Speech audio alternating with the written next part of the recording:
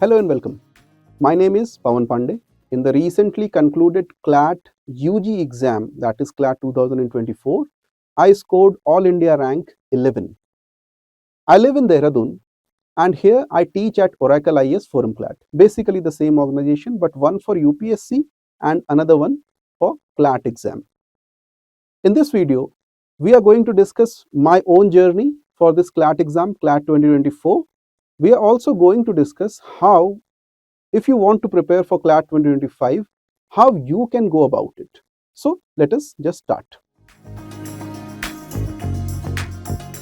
First, why did I write CLAT 2024? Like, I am not 18 or 19-year-old, certainly not in the age group that CLAT UG students generally are. 12th or just a year after 12th, generally that is when the students write this CLAT UG exam. So I wrote this for one purpose, one single purpose, and that is because I'm a teacher, I should know what exactly is happening in the exam. If I don't know what is happening with my exam, I'm not a very good teacher, right? So basically, there was this pattern which has changed over the years since 2020. This pattern has changed, and this year again, 2024, they changed the pattern. Earlier, they had 150 questions. Now they had 120 questions in 2 hours. So I wanted to see if it made any difference, what strategies can be there, how students can be better prepared and benefit from my experience. So that is the primary purpose, right? To teach, one must also learn. अब आपको ही नहीं आता है तो आप क्या पढ़ाएंगे? Secondly, I want to challenge myself, and this is something that is like I like to take such tests, right? This is not the first time I have taken a test that I don't intend to take admission into. So to challenge myself also, I thought, yeah, why not? Let us go for CLAT 2024. When did this happen? November 2023. I think it was 1st or 2nd of November when the applications were about to be closed. So I thought, yeah, why not? Let's write the CLAT exam and let us see what happens, right? And I was confident, like I posted on some social media, that I'm pretty confident of an under 200 rank and more or less confident that I can get into like under 50. So why was I confident? Because I already had the basics right. First of all, I had a good English comprehension over the years. I have read a lot of books. I have a good reading speed. I have a reading habit. That helps, of course. Secondly, I was already teaching GK and current affairs for UPSC exams, right? So obviously, I was prepared for CLAT. In this respect, I totally was. Thirdly, I'm an engineer by training and I knew basic concepts of maths. So I was pretty sure that I could handle the maths of CLAT 2024. It's not difficult in any case.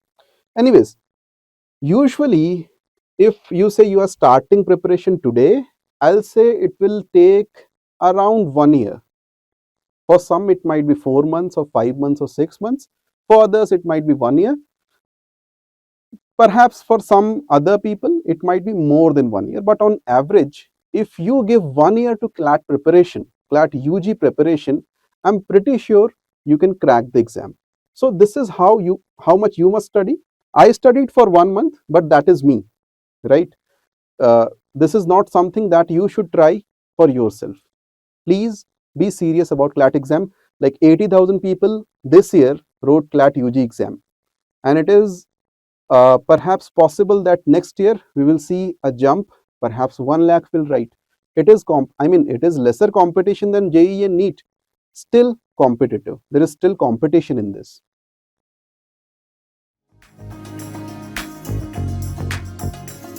About CLAT 2024, much has been said and written.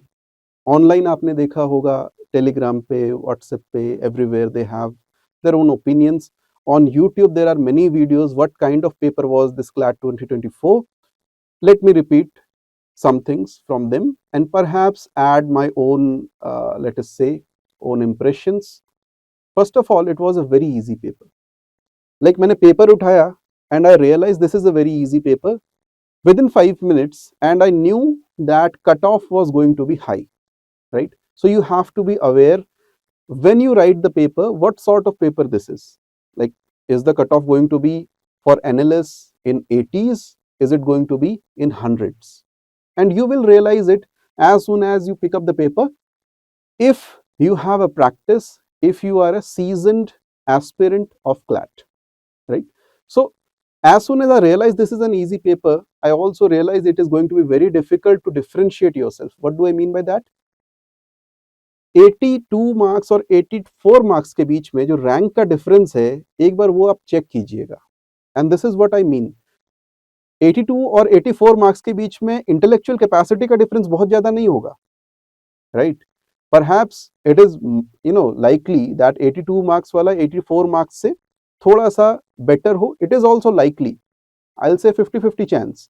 But जो rank का difference है that is huge, right? So it is difficult to differentiate yourself unless you are at the other end of the bell curve. Generally होता क्या है ना कि जो marks का distribution होता है, it is something like a bell, right? If you are here, it is very difficult to differentiate yourself. अगर यहाँ पे तो भैया भूल जाओ, तुम्हारा तो नहीं कुछ होना. मतलब मैं एग्जैक्ट मार्क्स नहीं बता रहा, but on this side of the bell you are not going to get selected. On this side of the bell there is a certain chance of selection. So I realized कि भैया ये जो है ना, आपको इस तरफ रहना है बेल के. You have to score at least 95-96, तो तब आप वहां पे रह पाओगे. तो I said okay fine. Many people perhaps they realize this also. I mean, paper देते हुए उनको भी ये realize हुआ और उनको ये लगा कि शायद इतना हम स्कोर कर पाएंगे कि नहीं. And self doubt starts, right? That unsettles a lot of people, and they performed worse than they were prepared for. हो सकता है उनकी तैयारी बहुत अच्छी थी, बहुत अच्छे स्टूडेंट थे, क्लैट के बारे में उन्हें बहुत कुछ पता था, लेकिन उन्होंने खराब परफॉर्म किया. इनफैक्ट आपको ऐसे बहुत सारे एग्जाम्पल्स मिलेंगे कि आईएलएट में लोगों ने बहुत अच्छा परफॉर्म किया है, क्लैट में नहीं कर पाए. Although there might be other reasons because the pattern is also different, but this is also one of the reasons I think कि जो क्लैट का एग्जाम था वहां पे अपने आप को डिफरेंशिएट करना was very difficult. At least for CLAT 2024, एक डिफिकल्ट पेपर में it might have been rather easy. Okay, lastly lengthy तो था पेपर, ठीक है. अगर कोई कहता है कि पेपर लेंथी नहीं था, he is lying. Simple is that.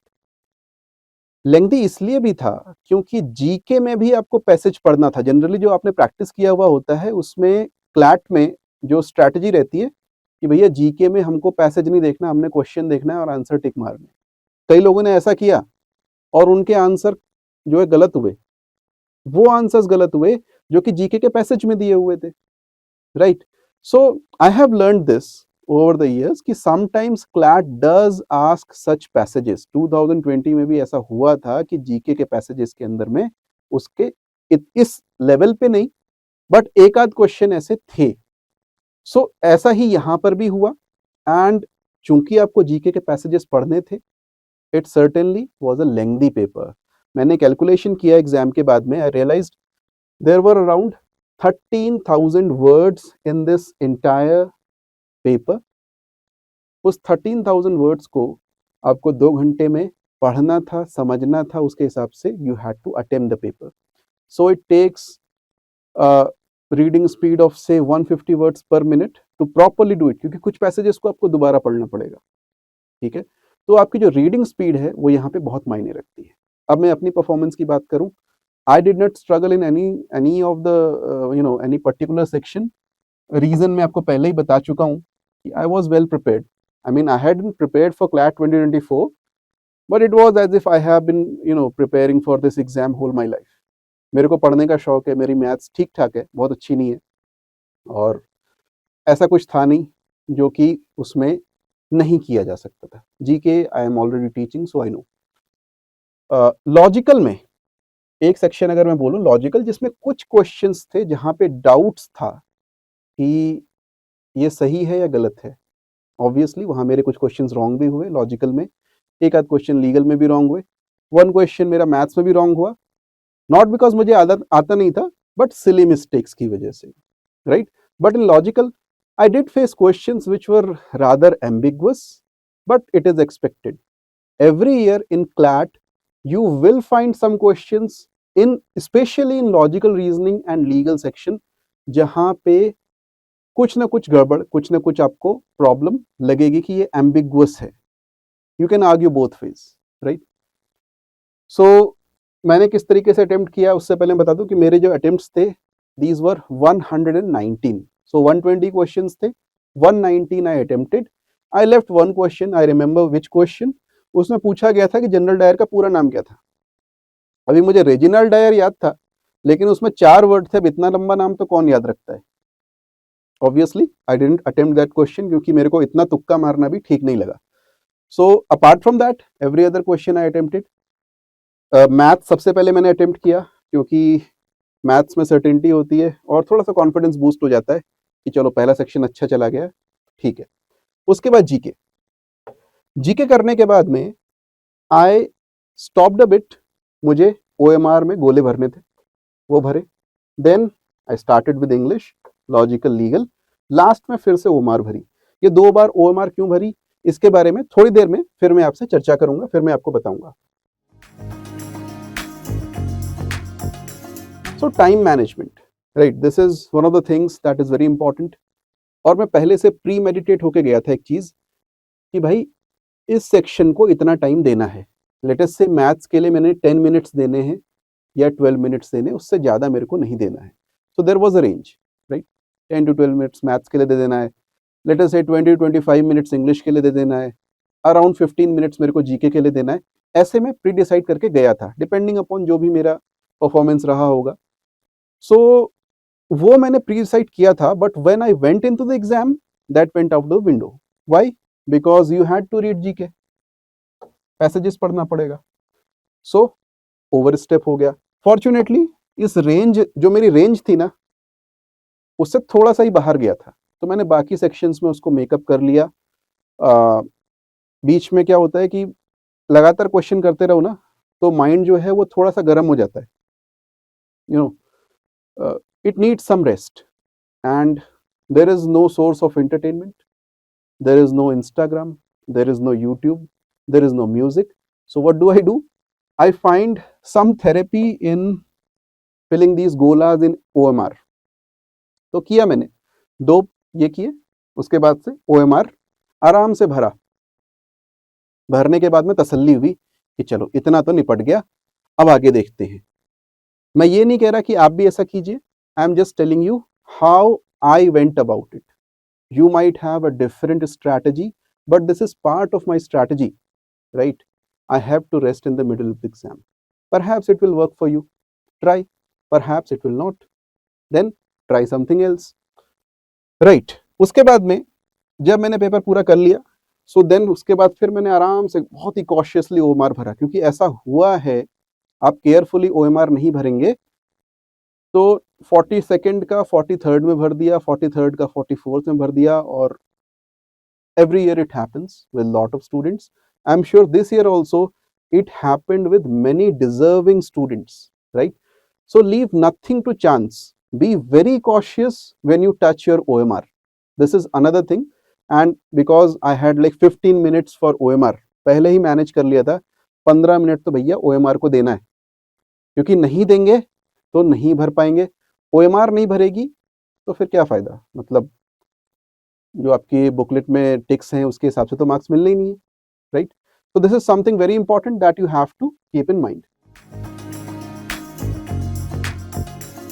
अब हम सेक्शन वाइज थोड़ी थोड़ी बात करेंगे। I will also tell you some important sources कि कहाँ से आप इन चीज़ों को पढ़ सकते हैं।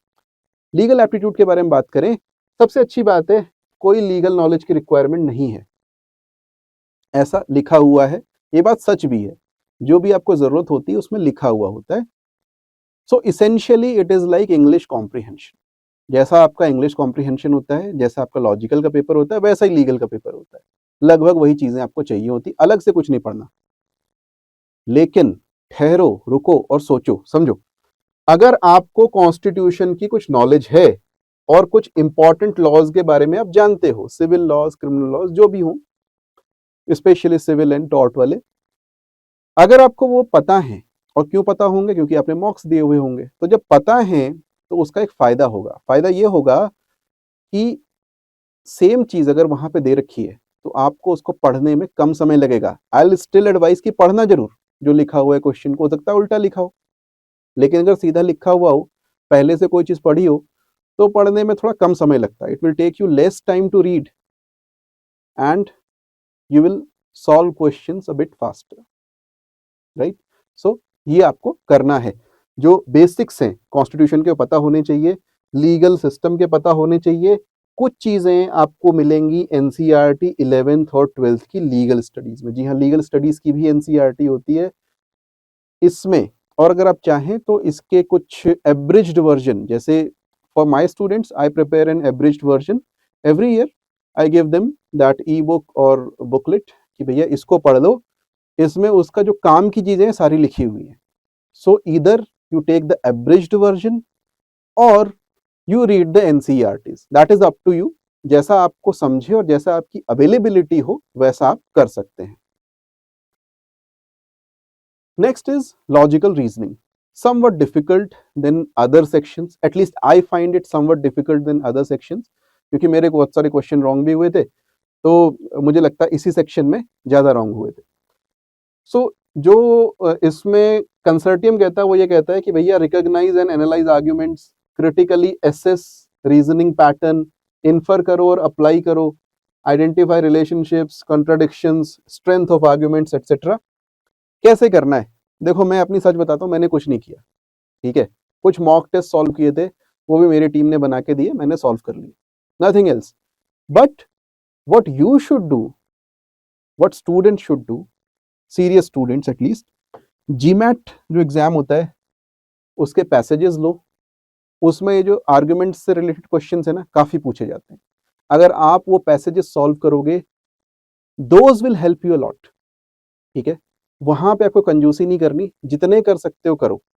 मतलब मैं तो ये कहूंगा कि अगर आप क्लैट के स्टूडेंट हो, डेली कम से कम एक पैसेज सॉल्व करो, चाहे वो मैथ्स का हो या रीजनिंग का हो। मतलब इतना टाइम तो निकाल सकते हो ना over the period of 1 year कि आपने एक पैसेज डेली सॉल्व कर लिया।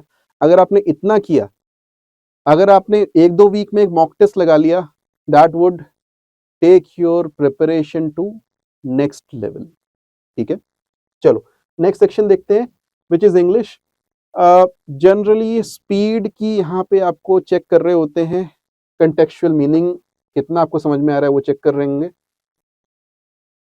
कुछ सेट क्वेश्चंस होते हैं, इनका सेंट्रल आइडिया क्या है फॉर एग्जांपल, ठीक है। या फिर जो अनसीन पैसेजेस आपने क्लास 10th में 12th में किए हुए होते हैं, वैसा कुछ कुछ पूछ लेंगे, nothing special. English is one of the easiest sections, right. लेकिन यहाँ पे कभी कभी आपको वर्ड मीनिंग्स में प्रॉब्लम्स आ सकती हैं। कोई वर्ड ऐसा पूछ लिया, उसका सिनोनिम पूछ लिया, एंटोनिम पूछ लिया, उसका मीनिंग पूछ लिया। मेरा सजेशन रहेगा, there is a very good book, it came out in 1949, continues to be referred to across the world, not only India, but India में स्पेशली, क्योंकि हम लोग तैयारी ज्यादा करते हैं एग्जाम की। Word power made easy. तो वर्ड पावर मेड इजी जो बुक है, नॉर्मन लुइस के नाम से भी आती है। रेड कलर की बुक आती थी पहले मेरे पास, जो पुरानी पड़ी हुई है। So I did that about 10 years ago. It's a very good book, and over the years I have suggested it to many of my students and friends. तो मैं आपको भी सजेस्ट करूंगा, ये किताब खरीद लो भैया। क्लैट में नहीं काम आएगी तो कहीं और काम आएगी, लेकिन आएगी जरूर। It is a very good book, okay.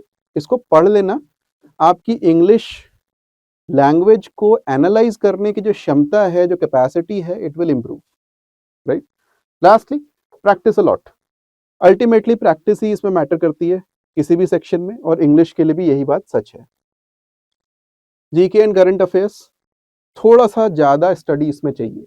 अभी इस साल का पेपर कोई देखेगा, उसको लगेगा जीके के लिए तो कुछ पढ़ना ही नहीं है, सब कुछ तो पैसेज में दे रखा है। 30 क्वेश्चन है तो 20 उसमें पैसेज में दे रखे हैं, 5-10 अपने मन से कुछ कुछ करने हैं, वो भी इतने डिफिकल्ट कुछ नहीं है। हर साल ऐसा नहीं आएगा। पिछले साल का देख लीजिए, उससे पिछले साल का देख लीजिए, ऐसे पेपर नहीं आए थे, ठीक है। इनफैक्ट आपको प्रिपरेशन शुरू करने से पहले पिछले 8-10 साल के पेपर लगाने चाहिए आइडियली, राइट? सो क्योंकि पैटर्न कुछ ऐसा है 2020 के बाद से कि आपको मेजर करंट अफेयर्स ही पढ़ने, छोटी-छोटी चीजें नहीं पढ़नी। मेजर मतलब जिसमें कम से कम 3-4-5 फैक्ट होते हों, ठीक है? उससे छोटा करंट अफेयर्स नहीं पढ़ना। फॉर एग्जाम्पल किसी बैंक का किसी को चेयरमैन बना दिया, नहीं पढ़ने की जरूरत है, ठीक है? अ, आपको वो क्वेश्चंस, वो टॉपिक्स पढ़ने हैं जो कि ज्यादा इंपॉर्टेंट हैं एंड ओवर द पीरियड 4 दिन, 5 दिन, 10 दिन न्यूज में रहते हैं, तो ये न्यूज साइकिल में ज्यादा जो रहते हैं। जैसे इस साल पूछ लिया उन्होंने, इजराइल के बारे में पूछ लिया, G20 के बारे में पूछ लिया, इतना हल्ला, इतना शोर हो रहा था इस पे कि सबको पता था इजराइल और फलस्तीन का क्या इशू है, G20 का क्या इशू है। तो वैसे इश्यूज पे आपको ज्यादा ध्यान देना है। ऐसा नहीं है कि अगले साल भी वो इससे ही बहुत ही कॉमन सी चीजें पूछ लेंगे। हो सकता है अगले साल या इस साल अगर किसी को टफ पेपर बनाना होता तो वो किसी और टॉपिक को भी उठा सकता था, ठीक है, या फिर उसी में टफ क्वेश्चंस बना सकता था। एनीवेज, कुछ स्टैटिक टॉपिक्स भी इंपॉर्टेंट है, जैसे इस बार वो हिस्ट्री से पूछ लिया था, जनरल डायर वाला, ठीक है। तो एटलीस्ट मॉडर्न इंडियन हिस्ट्री अगर आप सिलेबस देखोगे जो कंसोर्टियम ने ऑफिशियली दिया है, उसमें वो बोलते हैं कि historically significant events and persons आपको पता होने चाहिए। सेकेंडली, कॉन्स्टिट्यूशन, कम से कम भैया आप लॉ के स्टूडेंट बनने जा रहे हैं तो कॉन्स्टिट्यूशन आपको पता होना चाहिए, ठीक है। मैं ये नहीं कह रहा कि आप सारे 450 आर्टिकल रट जाओ, लेकिन जो उसमें इंपॉर्टेंट 60, 70, 80 आर्टिकल्स हैं उतने पता होने चाहिए, उनके बेसिक्स पता होने चाहिए, प्रीएम्बल पता होने चाहिए। ये आपका काम आएगा ही आएगा, यहाँ भी आएगा, लॉ की पढ़ाई में भी आएगा। थोड़ा सा यहाँ पढ़ लोगे तो बाद में भी इजी हो जाएगा, तो ये कवर करना। इसके अलावा न्यूज़पेपर रीडिंग, देखो मैं ये नहीं कहता कि ये बहुत ही इंपॉर्टेंट है, आप किसी भी मंथली कंपाइलेशन से भी कर सकते हो। बहुत सारी कोचिंग्स हैं जहाँ पे मंथली कंपाइलेशन निकलती है, right? If you want to, you certainly can. मतलब मैं भी निकालता हूँ वीकली कंपाइलेशन, आप चाहो उससे कर लो, किसी और से कर लो, मैं कोचिंग का नाम नहीं लूंगा। लेकिन अगर आप न्यूज़पेपर पढ़ोगे तो आपको एक और एडवांटेज मिलेगा, वो ये कि आपकी इंग्लिश की स्पीड, कॉम्प्रिहेंशन और हो सकता है वर्ड मीनिंग्स और फ्रेजेस के जो मीनिंग्स हैं वो भी आपके बेटर होंगे, राइट? लेकिन फिर भी अगर आप न्यूज़पेपर भी पढ़ते हो तो मैं जनरली ये एडवाइस करूंगा कि फिर भी आप कंपाइलेशंस जरूर देखिए, क्योंकि उसमें कई बार ऐसी चीजें रह जाती हैं, आती हैं, जो हर एक न्यूज़पेपर कवर नहीं करता है। अब बात करते हैं कि मॉक टेस्ट कितने इंपॉर्टेंट हैं आपके एग्जाम के लिए। I will say very important, right? 2-3 reason से। नंबर 1, आपकी स्ट्रैटेजी को फाइन ट्यून करेंगे। अब स्ट्रैटेजी कैसे, मैंने बताया कि भैया मैंने पहले कौन सा सॉल्व किया, बाद में कौन सा सॉल्व किया। स्ट्रैटेजी के अंदर ये भी आता है कि पर्टिकुलर सेक्शन में पर्टिकुलर टाइप ऑफ क्वेश्चंस को कैसे सॉल्व करना है। So many things, right? Time management और बेटर होगा आपका। कैसे बेटर होगा? क्योंकि टाइम मैनेजमेंट के लिए जब बार बार आप पेपर देंगे, कुछ बार पेपर जो है आपका कंप्लीट होगा, कुछ में नहीं होगा। सो यू नो कि भाई ये वाला सेक्शन पहले कर लूं, हो सकता है जरा मेरे ज्यादा क्वेश्चंस अटेम्प्ट कर पाऊं, क्योंकि क्वेश्चंस के मार्क्स तो बराबर ही है ना। और अगर देखा जाए क्वालिटेटिवली, लीगल को छोड़ दिया जाए तो कोई भी मार्क्स बराबर है। लीगल इसलिए ज्यादा स्पेशल है क्योंकि लीगल के मार्क्स के बेसिस पे आपकी रैंक ऊपर और नीचे हो सकती है। अगर दो लोगों के मार्क्स बराबर हैं, जिसके लीगल में ज्यादा है उसकी रैंक ऊपर कर देंगे। इसके अलावा क्वालिटेटिवली क्या फर्क पड़ता है कि आपने जीके किया हुआ है या मैथ्स किया हुआ है, या हो सकता है आपके कुछ क्वेश्चन छूट जाएं। मैथ्स में आपको बहुत टाइम लगता हो, एक क्वेश्चन करने में मान लो आपको 2 मिनट लग रहा है, टू मच टाइम, ठीक है, लेकिन बाकी सेक्शंस आपने निपटा लिए। तो अगर आप मैथ से शुरू करोगे तो आपके लिए ठीक नहीं है, क्योंकि आपके कुछ क्वेश्चन बाद के छूट जाएंगे। इट इज बेटर कि मैथ्स आप लास्ट में करो, सो दैट 3-4-5 क्वेश्चन मैथ्स के भी निपटा लिए, बाकी तो जो कर लिया कर ही लिया, जय श्री राम, हो गया काम, ठीक है। तो वो होना चाहिए। देन रिवीजन, रिवीजन भी होता है। मॉक टेस्ट में आपको जीके के बारे में भी कुछ ना कुछ पैसेजेस मिलेंगे, 2-3 पैसेजेस, 3-4 पैसेजेस होंगे उसमें। उसी तरीके से जितने भी सेक्शंस हैं उनसे रिलेटेड कुछ कुछ इंपॉर्टेंट चीजें और एग्जाम में आपको वैसे देखने के लिए मिलती है। मैं किसी एक पर्टिकुलर मॉक टेस्ट की बात नहीं कर रहा, कोई भी कोचिंग की कोई भी मॉक टेस्ट की सीरीज उठा लीजिए। बट हाँ, बहुत ज्यादा मॉक टेस्ट भी नहीं करने, है ना। मतलब मैंने पर्सनली 8-10 मॉक टेस्ट लगाए थे most of those mock tests were prepared by my colleagues team, और एक कोचिंग का मैं नाम नहीं बताऊंगा, मैंने परचेस किया था, and I took a few mock test there. 4-5 मैंने वहां पे लिए, फिर मैंने नहीं किए क्योंकि उसको लगा करके मेरे को डिप्रेशन होता था। डिप्रेशन इसलिए होता था क्योंकि होता क्या है, मॉक टेस्ट में बच्चे एक और काम करते हैं, आपको ना हो इसलिए बता रहा हूँ। मॉक टेस्ट में बहुत सारे बच्चे क्या करते हैं कि वो आंसर्स ना सर्च करके और उसके बाद से फिर वहां टिक लगा देते हैं। I don't know how that helps them, it doesn't help, right. सिर्फ ये होता है कि उनकी मॉक टेस्ट में रैंक ऊपर आ जाती, perhaps it let's them into let us से बेटर बैच जिस पे टीचर्स जरा ध्यान देते होंगे पर्टिकुलर कोचिंग में, but don't do that, right. And don't be depressed अगर आपकी मॉक टेस्ट में रैंक नीचे आई है। आपका सिर्फ जो उद्देश्य है वो रैंक आपकी, ठीक है, मैं कह रहा हूँ बहुत नीचे भी नहीं आनी चाहिए। लेट अस से you are within top 300 400, I'll say that is fine, you are doing good. Even if you are within top 500 या एक दो बार आपका within 500 आया है, I'll say you are fine if it is a large enough mock test, अगर उसमें काफी बच्चे दे रहे हैं, से 3000 4000 5000 बच्चे दे रहे हैं, ठीक है, तो वहां उतना आपको करना चाहिए, थोड़ा सा आपको कॉन्फिडेंस उतने से आना चाहिए। आपके ऊपर के बच्चे हो सकता है 40-50 ऐसे भी हों जिन्होंने आंसर देख देख के लगाए हों, इट इज पॉसिबल, करते हैं बच्चे, ठीक है। कुछ अदर टिप्स। अब सबसे बड़ा इशू क्या हुआ इस एग्जाम में, people could not keep their nerves काम। एग्जाम में बैठे घबराहट हो गई, क्यों यार, ये तो सारे बच्चे कर लेंगे, राइट, इतना इजी पेपर है, या ज्यादा खुश हो गए, एक्साइटेड हो गए। यू हैव टू बी काम।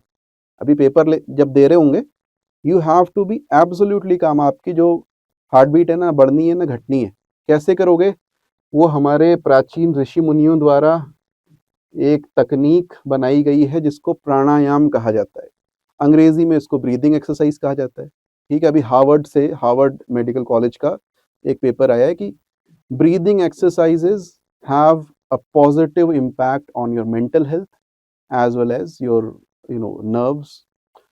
सो प्राणायाम, अगर आपको, मैं ये नहीं कह रहा कि डेली आप 5 घंटे बैठो, 5 मिनट बैठो, सिर्फ 5 मिनट मेडिटेट, प्राणायाम, ठीक है। अगर आपने इतना करना सीख लिया, over the course of 1 year you will be so much better कि आप एग्जाम में कभी इस तरीके से अपना काम लूज करोगे ही नहीं। इनफैक्ट एग्जाम रूम में पहले आ जाओ, 15-20 मिनट पहले, और वहां पर वही शुरू करो। मतलब ऐसे नहीं कपाल भाती करना शुरू कर दिया बाबा रामदेव की तरह, but control your breathing, you will realise it will help you, okay. Secondly, mocks बहुत सारे प्रैक्टिस करने हैं, उसी टाइम पे करने हैं जब क्लैट का एग्जाम होता है। अभी क्लैट का एग्जाम का जो टाइमिंग है ना, लेट अस से 2 बजे से 4 बजे के बीच में होता है, तो आपको 2 बजे से 4 बजे के बीच में मॉक अटेम्प्ट करने हैं। ऐसा नहीं है कि आप रात के 12 बजे मॉक कर रहे हो, मतलब करने को कर सकते हो, कोई प्रॉब्लम नहीं है, बट जनरली जब एग्जाम पास आ जाए तो कुछ मॉक्स उस टाइम पे भी करके देखना, so that at that time your brain is active, ठीक है। तीसरी चीज, अपनी जो प्रिपरेशन है ना उसको मैनेजेबल पार्ट्स में तोड़ के रखना। मैनेजेबल पार्ट्स का मतलब क्या हुआ, मैं इंग्लिश लैंग्वेज बोल रहा हूँ तो उसमें ग्रामर का भी पोर्शन आ जाता है, उसमें थोड़ा सा वर्ड मीनिंग का भी पोर्शन आ जाता है, सेंट्रल आइडिया आता है, तो अलग अलग जो टॉपिक्स है ना उनको तोड़ के रखना और देखना कि मॉक टेस्ट में कैसे परफॉर्म कर रहे हो, ठीक है, या आपका कौन सा पोर्शन ओवर हो चुका है। सो इस तरीके से आपको एक कॉन्फिडेंस रहेगा कि यार मेरा ये पोर्शन खत्म हो चुका है, अब मुझे आगे बढ़ना है, ये मेरा मैनेज हो गया। सो एक कॉन्फिडेंस आता है कि ये टिक हो गया, maybe you keep a board and write there and tick, जो भी है। सो उस तरीके से आपको करना है। अगर मुझसे पूछा जाए कि कौन से एनएलयूज आप प्रेफर करोगे, this is the general list, वही मैं भी प्रेफर करूंगा। मैं अलग क्यों करूंगा, ठीक है। एनएलएस नालसार, वेस्ट बंगाल कलकत्ता का, जोधपुर, भोपाल।